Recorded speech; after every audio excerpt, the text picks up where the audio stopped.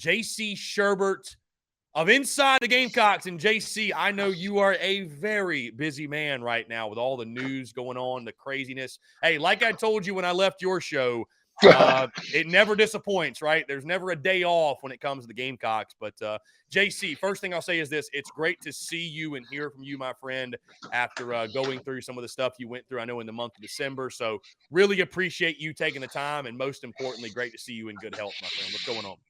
Oh yeah, thanks so much. I appreciate everybody reaching out and Gamecock Nation and even fans of other schools and friends and stuff. It's kind of a scary thing, but I think today was the first day I've really been back to like 100%. Had a great show earlier, thanks to you and some other folks that were on with us, and looking forward to getting back into my normal routine because there a lot has been going on for sure, including some breaking news here in the last couple of hours. Yeah, JC, let's go ahead and dive into that because over the last hour or so, it was announced and came out publicly, and we heard this rumor for about a week or so, but Jordan Burch has officially entered the transfer portal. What can you tell us about that? Maybe what went into that decision? And it sounds like Oregon could potentially be his landing spot, but I know we had chatted about it a couple of days ago, and you felt confident that Burch might be back in Columbia, but of course, now the news is official. Just your overall thoughts on the process that led to Burch, how surprised or not surprised you were, and again, just overall thoughts on the situation as a whole. I had like a premonition, okay, and I didn't, sometimes you have thoughts you keep it to yourself or you kind of share them with your buddies because you're just shooting the crap or whatever, and I just every time Birch was asked about it because I thought, well, first of all, I was like, why aren't they asking Birch if he's coming back? I don't think the NFL is on the table, but he sounded like a guy considering declaring for the draft, right?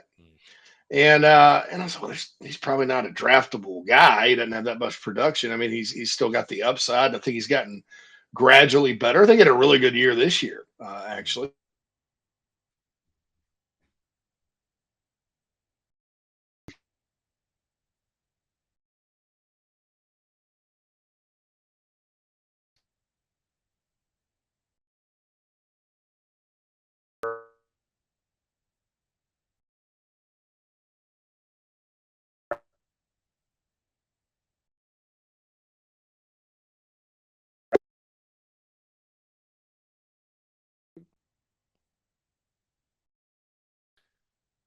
JC, we got you back, my guy. I don't know why I can't hear you for some reason.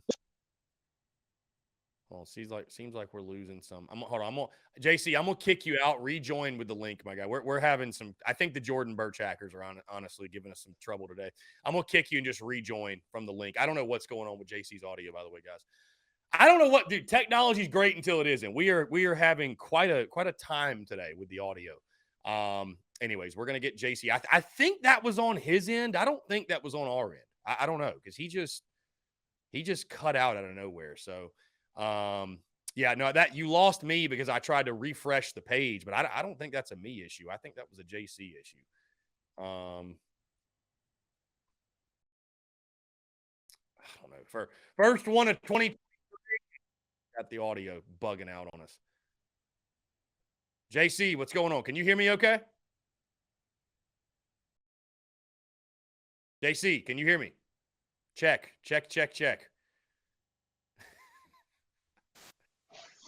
There we go. Now I can hear you, I think.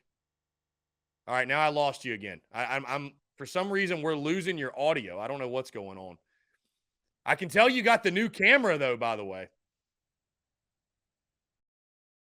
So JC can't hear me. I love it. I love it. You just cut in and out right there. We're like catching you in little spurts. I don't think it's me. Yeah, we're because I think the audience can hear me. I cannot hear you though. Yeah, everybody's saying no sound from JC. 2023 is off to a very hot start. a very hot start.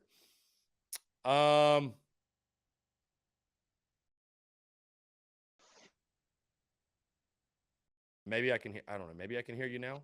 Can you hear me? Okay, I guess is the question. So JC can hear me. We just cannot hear you, and it keeps the internet connection on your end for some reason keeps cutting in and out. I don't know what's going on.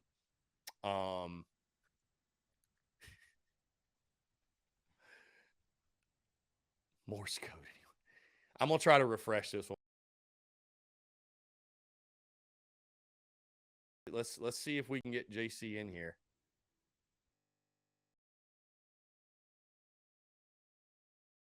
I don't know. For some reason we just have no audio. We have no audio.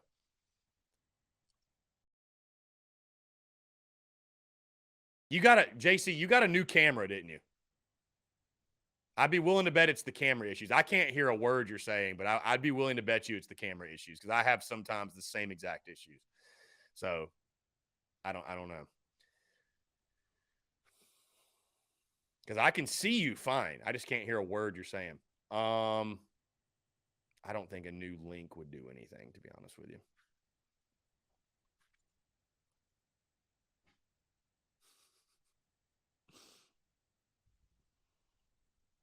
Let's see. I'm gonna mute you and unmute you. Let's see. Yeah, I got nothing audio wise.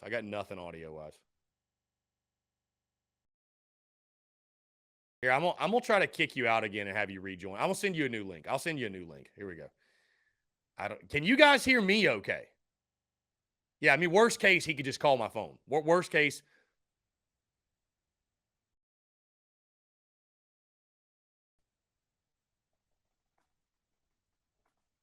Let's see. I mean, worst case, he can call my phone. Anyways, we're gonna make this work. The Hackers will not win today. We got plenty of time. The portal and NIL have destroyed college football, and now they got JC's audio. Yeah, I hear you. Yeah. And I will say this, back to the point that Big Wash was making earlier. You know, again, maybe I am a little butthurt. Maybe I am a little butthurt, my guy, that Jordan Burch is dipping out. Maybe so.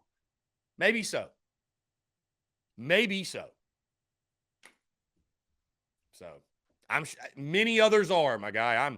I am far from the only one. So I'm a little irritated by it. We'll just put it that way. A little irritated by it.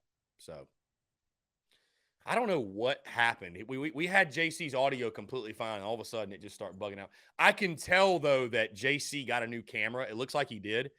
And sometimes that actually bugs out your audio and your setup. So I don't know. We're going to try to get JC Shurburtt back on. We're going to try to get JC Shurburtt back on if we can battle through the technical issues.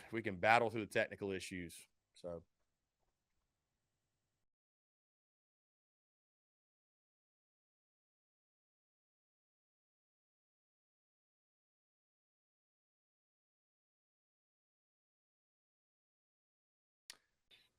let's try this again. JC. I think I have it fixed. I can hear you now. What's going on, my guy? Totally new setup. Do have a webcam, but hold on. Now you're just like really scratchy on the audio. Okay. Like when you're talking, it's like a lot of static. Let me just. We're making progress. Let me just ditch the mic. Now I've got you there, JC. Can you hear me? I hear nothing on your end now. NIL and the transfer portal is. Oh, wait. Can you hear me? Yes, now I got you. Okay. All right. Yeah. You got me good. All right. So now I just disconnected the microphone because was trying to connect. And sometimes with these apps, it's like I got a new mic because I was getting a lot of feedback on the other one. And it's kind of a simpler version, but on StreamYard yesterday on our show, it started cracking like that. But the problem to begin with was I messed up the settings. And so my new headset was trying to connect. There's no mic on the anyway. It's real confusing. But anyway, I'm glad to be back, man. Sorry about all that. Hey, hot start to 2023, my guy. And you know what? Listen, if there's anybody that can understand, it's yours truly. When you get new equipment, sometimes all hell breaks loose. So Yeah. technology is great until it isn't. But anyways, glad to have you back. Again, Jordan Birch, the whole saga, the whole situation. I'll let you take the floor, your thoughts on everything. Yeah, I mean, it was kind of a touch and go situation. I think that it was about more things than just NIL money, based on what I've been told. At the end of the day, I don't know that the financial situation at wherever he's going is going to be that much greater than South Carolina, maybe a little bit. Um, I think that there's just a lot out there. There's some talk that maybe he felt like he couldn't win he wanted to win a championship somewhere. That South Carolina's not going to be that good next year. Just all kinds of stuff. But I don't know. I think at the end of the day, there was probably a strong desire for him to leave. Like I mentioned before, maybe it was before my mic flipped off or whatever. I got a premonition about it because I felt like, just some of his public comments sounded like a guy that was going pro. And I didn't feel like he was ready to go pro. So I was like, this is one that could hit the portal. Also talking to a source at kind of another school, I guess a couple of weeks ago that mentioned a lot of things, like a lot of players South Carolina was losing, and that was before a lot had left. And I still don't think it's a lot, but that was kind of a point of concern. And then when around the time Jaheim Bell left too, there was kind of some scuttlebutt behind the scenes about it outside of the program. It was all external though, and I think internally they're maybe caught off guard because I don't think he was communicating he was leaving with them and all that. But I think at the end of the day, South Carolina tried to convince him to stay. I think if you look back at his recruitment, it was one of those things where there were some anxious moments. Um, a Muschamp and company got him. Uh, but I think sometimes nowadays, if you're young and you want to go, you've been someplace a while and you get a kind of an adventurous spirit and want to go someplace else, that's going to happen. As far as how it affects South Carolina, obviously they need to replace both starting edge players. Jordan Strawn returning next year certainly will help with that. But they got some work to do in the portal with development, with getting some guys ready to go because that's a critical position on your defense. You really need four. Right now you got Strawn and he was hurt last year, and beyond that it's a question mark. So I wrote an article on thebigspur.com today about like where would they go if Birch leaves, and there's a lot of options from sliding guys on what's a deep interior outside to the two true freshmen that are in Desmond Umeozulu and Montague Rames are both outstanding prospects. Because they're enrolling early, their chances of being ready to go by the opener and playing significant snaps are higher than maybe a kid that came in over the summer. But still, that's not something you want to necessarily count on. I think it's a shame in one way because I think Birch, while he was a 5-star prospect and everybody in the country wanted him, he was a guy everybody, that knew him and were very familiar with how he played. They didn't feel like he was going to be a clowny type where you just knew from the beginning. He played skis a ball. He had some development to do. And I thought, he had turned a corner this year. And now he's going to go start all over in another school. If it is Oregon, I got a text from an Oregon source that said Oregon has no edge players right now. So if you combine that with sort of the word that Jordan wants to go someplace he can quote unquote win a championship, maybe that was the selling point that, or what he's been told about Oregon is, you're the missing piece of the puzzle or whatever. I have my doubts about that, but that's if he goes all the way across the country, that's fine. I mean, you're only young once and you get to live in another part of the country, play different teams, all that good stuff. That's fine. But I think this is one of those things that, is probably jarring because he was such a big recruit. Marshawn Lloyd was such a big recruit. He's gone. Marshawn sort of happened out of nowhere. Jordan was somewhat of a surprise. Yeah, I think Jaheim Bell was not a surprise, but Gilbert Edmonds certainly was a surprise. So, yeah, and I've learned with this fan base that they do not like bad surprises. Anywhere from losing games they shouldn't to losing recruits they thought they had to guys leaving. I understand the frustration about it, but I think at the end of the day, this is the reality of college football now. What I don't agree with are some of these folks that say, "Oh, well, we're just going to stop watching college football now because it's this, that, and the other." Look, man, you just came off of a season where the stadium was packed almost every home game. You won two of the biggest wins in the history of the program. You took 40,000 people to the Gator Bowl. Interest is not dying. I can assure you. I know you have your numbers. I have mine. I can assure you, interest is not going away. Uh, but some people, I think, are kind of overreacting, want to jump off buildings. I mean, look, the portal and NIL could really hurt college football. Don't get me wrong. But this is the type of thing, Chris, that will erode over time. And I think for South Carolina and Shane Beamer, and this is true with any good coach. You don't sit around and cry about it. You turn it into an opportunity. You go upgrade, use it as a chance to get your team better, and maybe add a more proven player or something like that from the portal, or develop a young superstar quicker than maybe he was going to develop. So, long way to go between now and the opener against North Carolina, January 5th. So time is on the Gamecock side to sort of mitigate the losses they've suffered in the portal, which still aren't huge in number like some other schools. But I understand because these are some significant players that, we all talk about all the time. Yeah, JC, it's interesting with the Jordan Burch stuff. It's all business, right? But it's I find myself over the last hour plus or so, it's hard to remove all of the emotion and hard to not feel a little bit petty. I'll be honest with you, like just about the entire situation. And, I almost on one hand feel bad for not just Birch, but a lot of these kids who I know that the bag is everything and money makes the world go round. I totally understand, man. And there's a lot of things behind closed doors that happen that we don't know about, why guys up and leave. And so I think that makes it tough too, JC, on fans for, fans want answers. And when they're so left in the dark, when you feel like like you said, bad surprises, like the rug's just pulled out from under you and you have no explanation as to why, that's what really irks people. But it's like, does legacy mean anything anymore? You know what I mean? Like a guy like a Jordan Birch could have come back. Like you said, I was very critical of him in the preseason. I applied pressure. I thought, hey, he needs to start living up to all of this hype and hoopla he got on the recruiting trail. And I thought he had a much better year this year. I thought he had a solid year, right? It wasn't a All-American campaign, but it was a very solid year. He was an impact player for the Gamecocks defense. And to think that he could have come back, been one of those leaders on that defense, had his best year yet in Garnet and Black. I think Gamecock Nation was 110% behind this guy, local kid.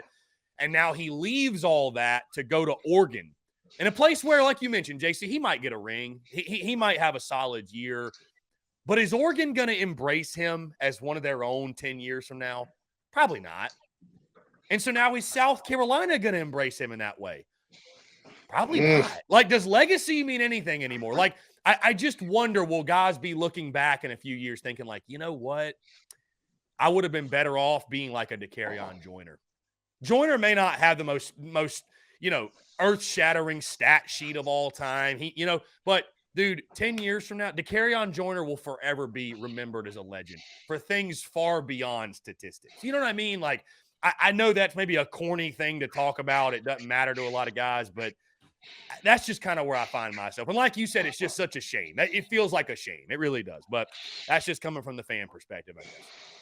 Well, there's a lot of moving parts, and like they tell everybody, it's a 40-year decision.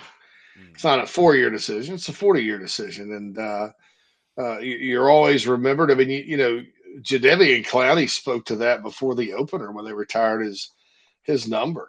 He was just like, "Wow, I love playing here. This was great. I mean, what a great testimonial." And I think nowadays sometimes that kind of goes out the window a little bit. And there's always kind of been this stigma around South Carolina, even before NIL, that they don't take as good a care of their players as maybe some other schools. Wink, wink, nod, nod, and that's kind of a pile of crap, to be honest. There was a time I mean, and I'm not talking about anything illegal. There was a time maybe South Carolina with facilities, academic support, that kind of thing were lagging. That was 20 years ago. South Carolina does take care of its players, and it is a very good place to go to school and a very good place to play football. And people are beloved not only by Columbia, but the entire state. Because there are a lot of Clemson fans in our state, but there's more Gamecocks, right? And I, that is a sacrifice. I think that in-state kids that make this decision, especially in particular, that's a sacrifice that they're going to have to make. I mean, and I think too, you sit there and it is disappointing because he was turning the corner, like you said, and he did have a much better year than last year, and you could see the light sort of coming on, especially in the bowl game and down the stretch with some of the plays he made.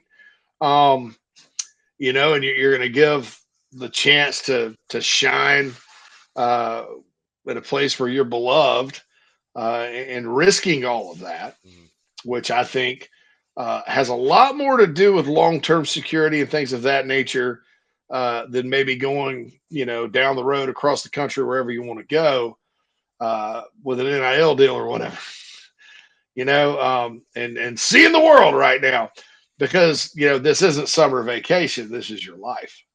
And I believe everybody has the choice to live their life how they see fit. But, there's a lot of different ways to look at it. Number one, maybe there's some hometown pressure you're trying to get away from. Marcus Lattimore spoke to that.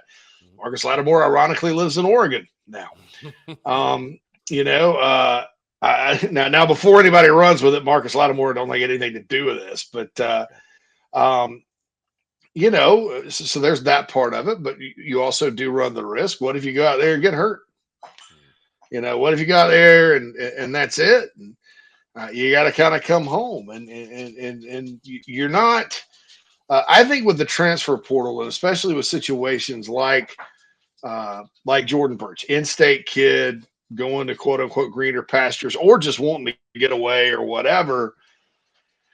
It's getting late in your career, and you run the risk if something bad happens, and if you're hurt or injured, or you don't quite play that well, you don't get drafted, you name it, man, what do you have to fall back on, and all that. But hey, maybe times are changing, Chris, and maybe that's just no longer important with the world we live in. But that's what could potentially be unfortunate about it. But at the same time, heck, I like the Ducks. I hope Jordan Birch, if that's indeed where he ends up, go out there and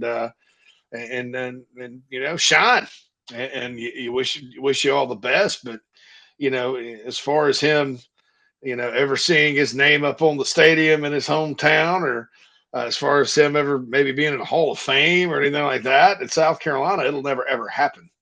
And it probably will never happen at Oregon either, based on like 1 year's body of work. So, those are the kinds of things that you take off the table when you make those decisions. And that's not sour grapes, man. That's life.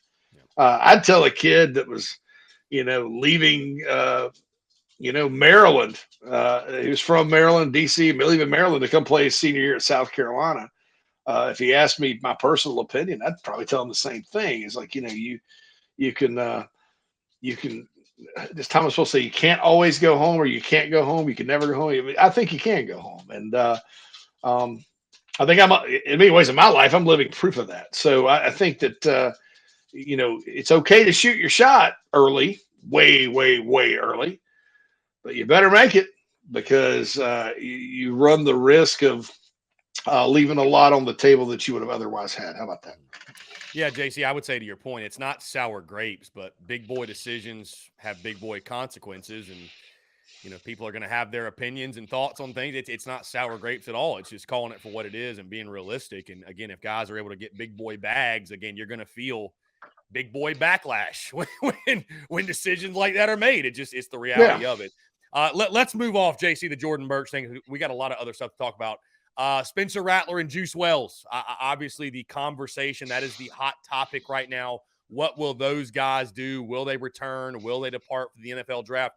The latest on what you're hearing, it sounded like from what I had heard earlier in the week, maybe Spencer Rattler's draft grade was a little bit better than we all expected, and it sounded like he might go ahead and depart and make that jump.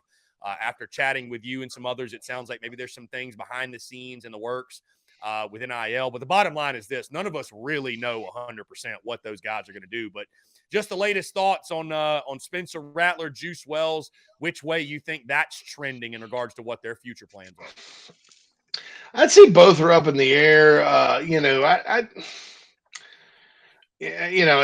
hear different things. I think there are a lot of folks, and I've said this about Spencer Rattler for a while. I think, and one of the things I appreciate and respect about him is, he makes decisions with his inner circle. I think he's got a lot of people that care about him that will not lead him astray, right?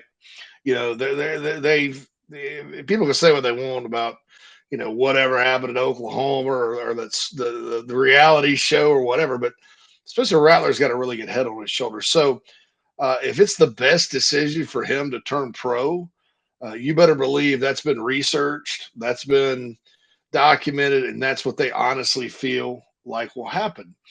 Otherwise, I think he's going to come back to South Carolina. He's got a lot of people that are around him that have been very open about it. That's a great option for him. And certainly, I think if you look back at his season this year, that if you continue to kind of play, and look, a lot of that was the offense, right? Let's be honest. When they opened it up, he played pretty well for the most part. And you come back next year with that same style of attack. And it's the same freedom he was playing with. Boy, he could end up being, top 15 pick. As it stands now, it's probably around 4 to 7. I think NIL wise, Spencer Rattler's doing fine. And he's really he's got a really good agent. I'll say that with NIL, and he's also a very good entrepreneurial type of guy. He has his gear and he gets out there and promotes things, and he's good on camera, things like that. So I think money wise, he's fine. I just think that it's a matter of what the opportunity is at the next level. With Juice Wells, it's kind of going back and forth. Had you asked me a month ago, I'd have said probably, he of all of the guys, I think he'd probably be the one that was coming back. Right now, I think it's still possible, quite possible. But it may be that if they lose one, they lose both. Sorry, if they lose Rattler, they lose Wells. If not, Rattler, will come back. Although I don't feel as strongly about that as I once did.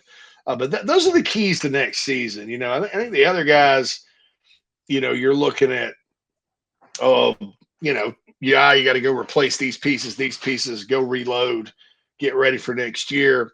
And like you said earlier today, I think it's the difference between looking at maybe like a fringe bowl type of situation or maybe a team that can contend in the SEC East. So that's how important those two are, I think, because you just can't go out and find a guy with that kind of arm talent and experience to play at the most important position on the field. And honestly, I think it's hard to find a guy like Juice because I think Juice has been almost quietly one of the best receivers to play at South Carolina. So those are still the top two. I think you needed to get back regardless of who else is left. And that's certainly still in play. But, I don't want to sit here and to quote Top Gun, blow sunshine up y'all's butt, Lieutenant. I'm not gonna sit here and guarantee it because, like I said, things are crazy.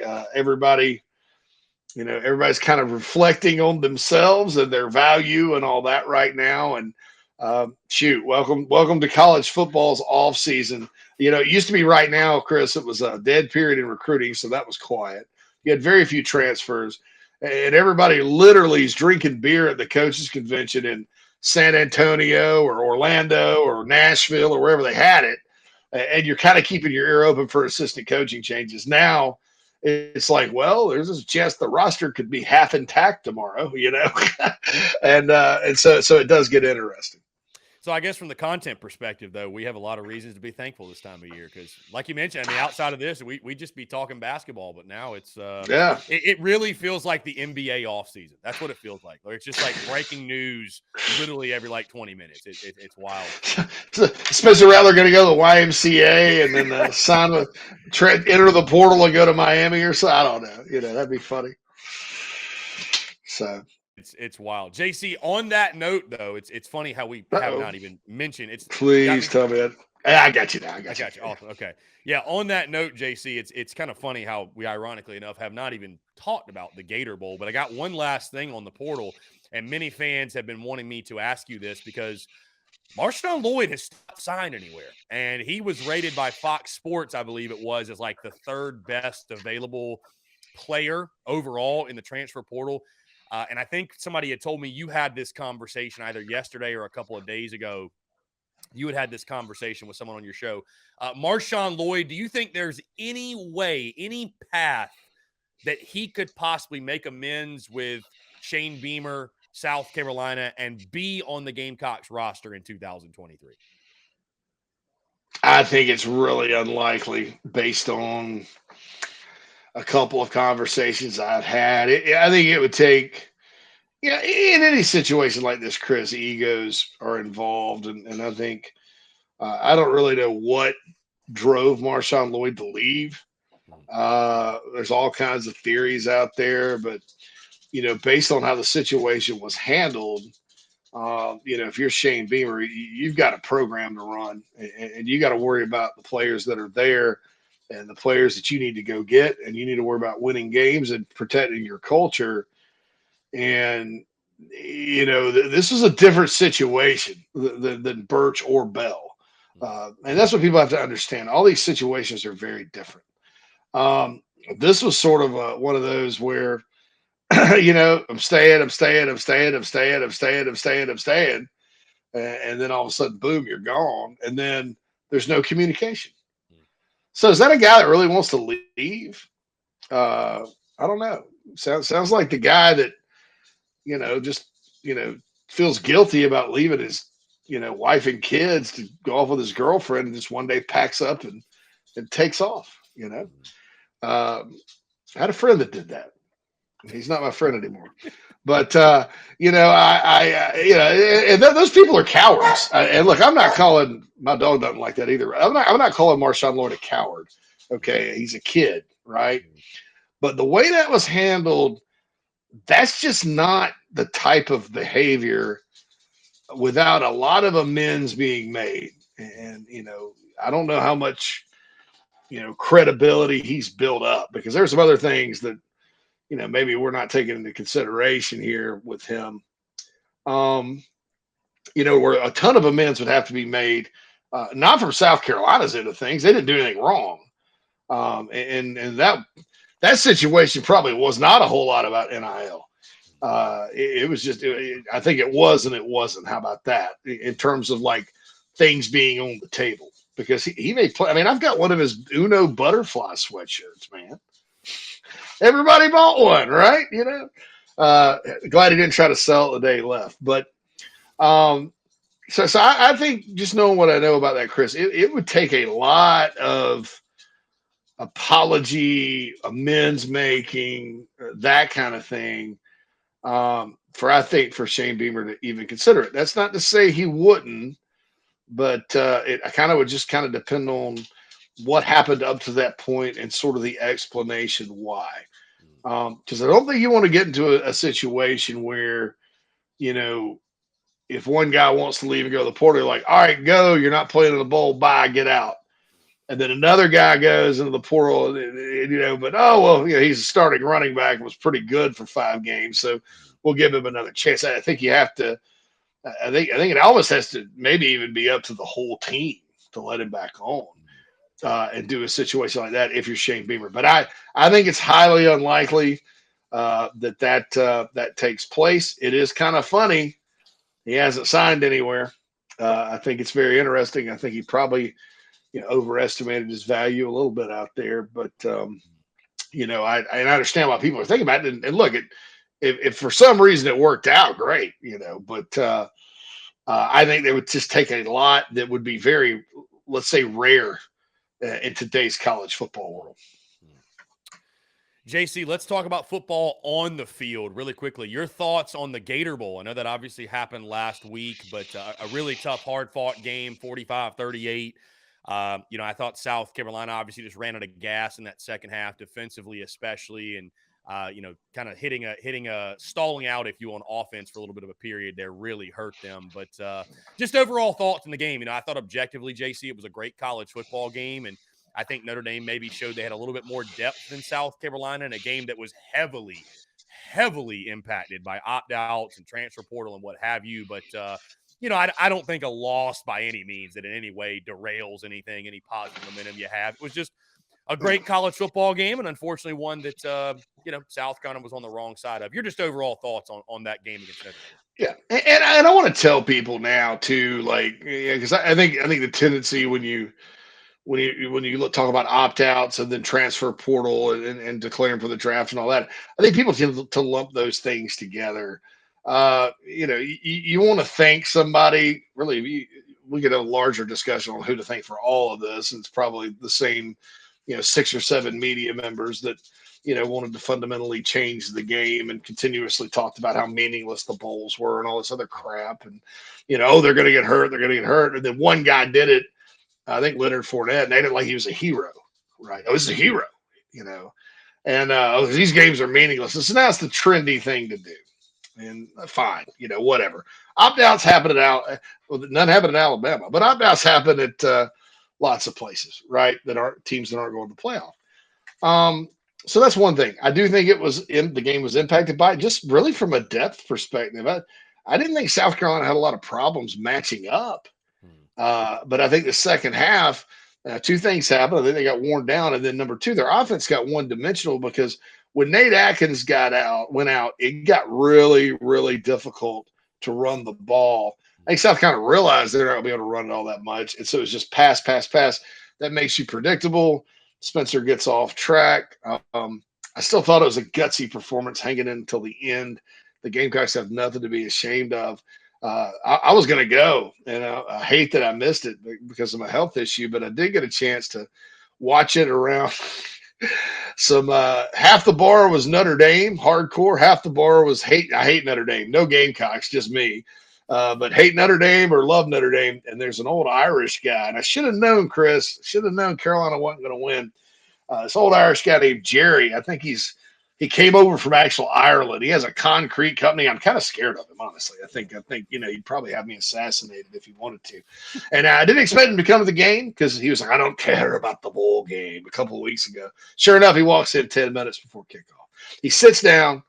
Carolina's up 24-10. I walk outside to because I want to be nice to him. Hey, Jerry, hey, tough sled so far, guys. Y'all hang in there. He looks up from his beer, Heineken in the bottle, and he goes, this game is not over. And I should have known then. Yeah, the hat on with the leprechaun on it. I should have known then, man. I've seen The Departed, okay? I know what's going on. I'm scared to death. I'm like, oh, okay, buddy. I should have known then that there were some leprechauns that would help out Notre Dame, and they'd end up winning. It's like, Jerry, this game is not over. I was like, oh, man. So that was my experience watching it. And then I kind of showed my butt and, threw a straw across the bar after Notre Dame's driving and got that last first down before the 100-yard pick six. I was like, let's go. I was like, get up and let's go. As people do. And I wasn't proud of that. I walked outside, and then all of a sudden I hear some rumbling. I was like, well, Notre Dame scored. And my fiance walks up and says, South Carolina's got a 100-yard pick six. I was like, what? So I missed that. And so I walked back in, and I'm like, all right, guys. All right. So, so that was my experience watching the game, which I think, although I hated not being there, that was probably a pretty good consolation prize just because of all the little side stories and stuff. Let it be known, J.C. Shurburtt has a fantastic Irish accent. That was incredible. I will say. Love that. Awesome. Love that. Yeah, but I think you hate to lose it. It would have been big to win it, but I don't think the program is going to fall apart because that it kind of reminded me of Spurrier's first bowl game, Chris, to be honest, against Missouri out in Yeah. Shreveport. That was kind of a similar thing. Carolina wasn't up quite as big against Notre Dame as they were against Yeah. Mizzou, but it's just one of those things, one of those momentum shift type games. Credit Notre Dame. I mean, I watched a lot of Notre Dame football this year, man, and I'll say this about those guys: they have some ugly losses, but when we talked about, I guess, entitlement on our show earlier, they're Notre Dame, but they're not entitled. Those guys fight, and they got Sam Hartman coming in next year as quarterback from Wake Forest. So I think the future's bright here, the immediate future in South Bend. Yeah. JC, appreciate you taking the time. Last thing before I get you out of here, of course, we have not spoken since signing day. I would love to get your just brief thoughts on the class that Shane Beamer and company have put together to this point. I don't think any really big surprises, if you will, a couple of pickups. Really, I think it was the day before signing day from the transfer portal and what have you. And then also, of course, everyone wants to know the latest on Nick Harbor. His decision is upcoming within the next month, I guess, or so. Just on the recruiting side of things, what are you hearing, especially when it comes to Nicholas Harbor? Yeah, I think South Carolina's still in really good shape for him. It's going to be interesting to see because Michigan's been up there the whole time too. If Jim Harbaugh goes to the NFL, what happens there?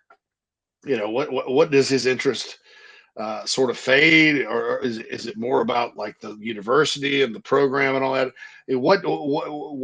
And I know he's a kid that doesn't. It's not just going to make a decision based on the helmet, right?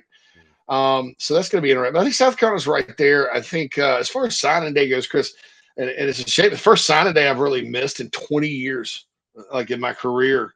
I hated it because I was in the hospital, unfortunately. But South Carolina, uh, it was one of the best ones I can remember because there's some guys wavering, there's some people worried about this, that, and the other. Big tree, that situation.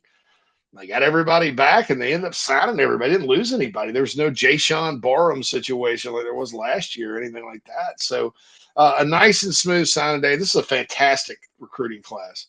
Um, just with the high school guys. I mean, I thought one of the keys to this recruiting cycle was, South Carolina needs to continue to increase signing blue chip 4 or 5 star high school players. Doing well in the portal, doing well, developing the guys you got, winning games. But those guys, those 4 and 5 star guys that you recruit out of are still very important these days, even with the transfer portal.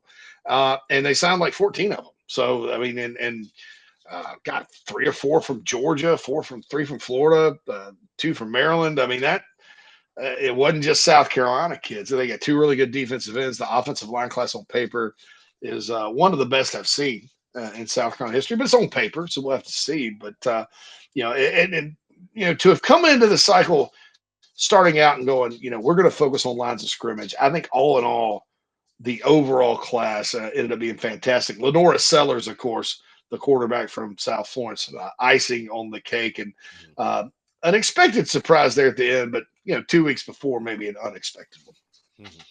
JC Shurburtt inside the Gamecocks. JC, I want to say thank you again so much for your time. I'm so excited to have you on each and every single Thursday yet again as we enter 2023, and looking forward to many more fun conversations with you, my friend. Take care. I appreciate you. Yes, sir, Chris. Thanks, guys. Have a good one.